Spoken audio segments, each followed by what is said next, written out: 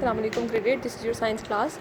Today we are going to start with third topic from your chapter number 1. Our topic is neurons and their types. Okay, we will study about neurons and its types. Okay, first let me explain this diagram to you people. Okay, here they have shown about central nervous system and peripheral nervous system. Okay, central nervous system consists of brain and spinal cord. This is our brain and this one is our spinal cord. Okay, peripheral nervous system consists of the nerves that arise from the brain and that are arise from the spinal cord. ठीक है, brain और spinal cord से जो nerves arise होती हैं, ठीक है, वो peripheral nervous system बनाती हैं.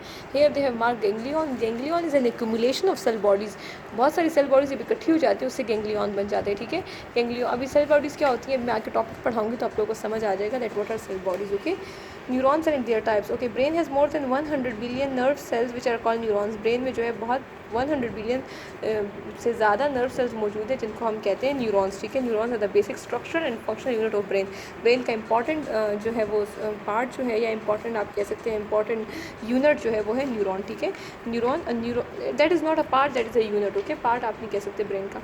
Okay, neuron is the basic structure and functional unit of the nervous system. All parts of nervous system that is brain, spinal cord and nerves are made of neurons.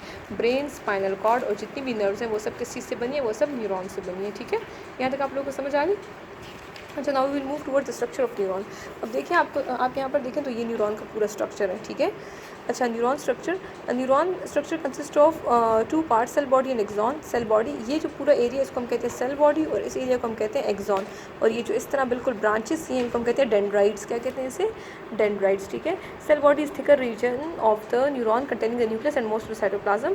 Cell body में nucleus होता है और यहाँ पर क्या होता है, cytoplasm मौजूद होता है. ठीक है, there are thread like projection on the cell body called dendrites. यहाँ पर देखिए प्रोजेक्शंस है, थ्रेड लाइक ब्रांचेस हैं. ठीक है, इनको हम कहते हैं dendrites.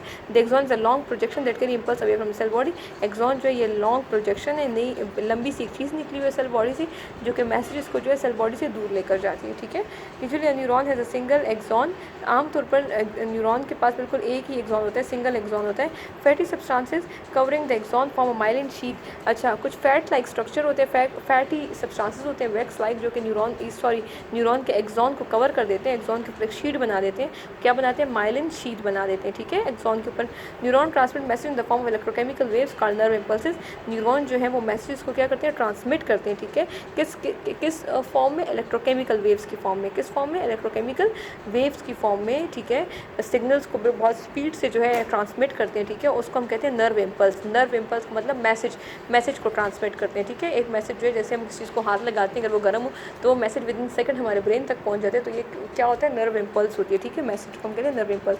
A single nerve is a combination of many neurons. अगर जो एक नर्व है तो एक नर्व जो है वो बहुत सारे न्यूरॉन से मिलकर बनी है. ठीक है, this was the structure of neuron. I have explain this is cell body, this is axon and these are dendrites. ठीक है, एक्सॉन के ऊपर कभी कभी कवरिंग होती है जिसे हम कहते हैं माइलिन शीट. ठीक है, अच्छा, ये है cell body. Accumulation of cell body is called ganglion. अब समझ आ गई, इतने हिस्से को हम सेल बॉडी कहते हैं. ठीक है, अब हमारे पास टाइप्स ऑफ न्यूरॉन.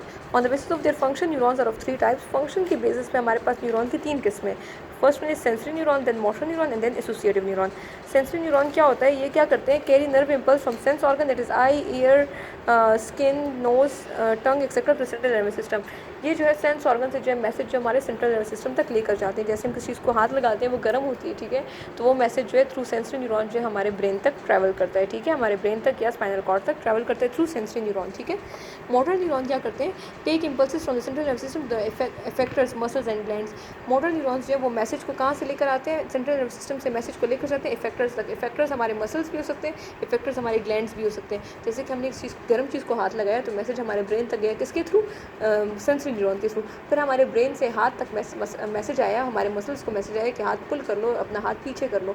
मसल्स को कहा कि आप कॉन्ट्रैक्ट हो जाएं. ठीक है, और हाथ को पीछे कर लें. तो ये मैसेज कौन लेकर आया? Motor neuron. ठीक है, समझ आ रही है बात की?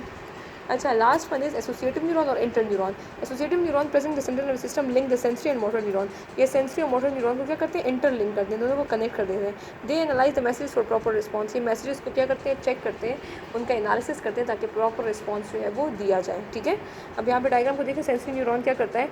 मैसेज को जो है ले आता है towards nervous system. Then there is associative neuron, it is going to link this both. Associative neuron जो इन दोनों को लिंक कर देता है. ठीक है, और फिर मोटर न्यूरॉन क्या करता है? Bring message from central nervous system to the effectors. Okay, effectors can be muscles or glands. Okay, you have to read the topic and then draw a neat diagram of neuron in your notebook and also write a note on the structure and types of neuron. Okay, thank you.